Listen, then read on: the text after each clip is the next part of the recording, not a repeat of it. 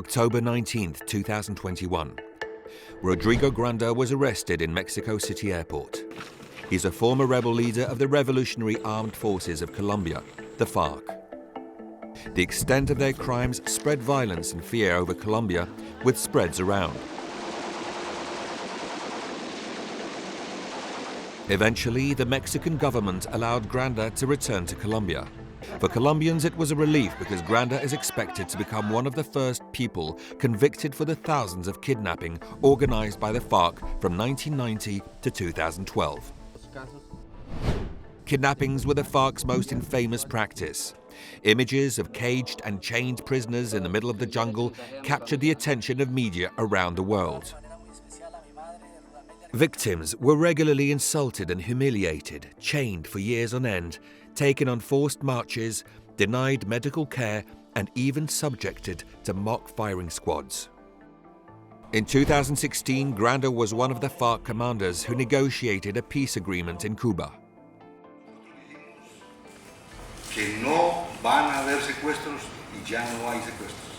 Ningún frente nuestro lo está haciendo. Sería violatorio de las orientaciones de la FARC. He is now about to be brought before a special tribunal that is part of the transitional justice program that followed the peace deal between the FARC and the Colombian government.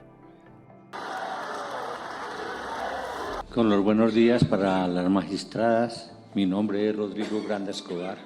This is the first case to come before the Special Jurisdiction for Peace, known as JEP. The JEP investigations established that at least 21,396 people were abducted by FARC over 2 decades. At least 627 victims were murdered, and another 1,860 are still missing. Pero yo hubiera querido oírlo usted como comandante, decirme si usted en algún momento secuestró a alguien. In April 2021, Granda was one of 7 FARC leaders who accepted their responsibility with regard to thousands of kidnappings and asked for victims' forgiveness. They also accepted that these kidnappings amounted to war crimes and crimes against humanity. But what did they commit to? Granda and his comrades will avoid prison and will have their liberty restricted for 5 to 8 years if they meet 4 conditions: acknowledging their responsibility, providing truth, repairing their victims, not reoffending.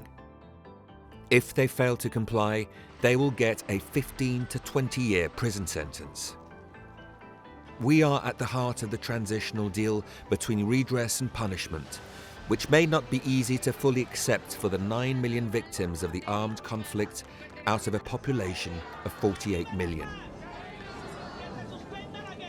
Rodrigo Granda and his comrades are now about to prove whether Colombia took a successful gamble or not.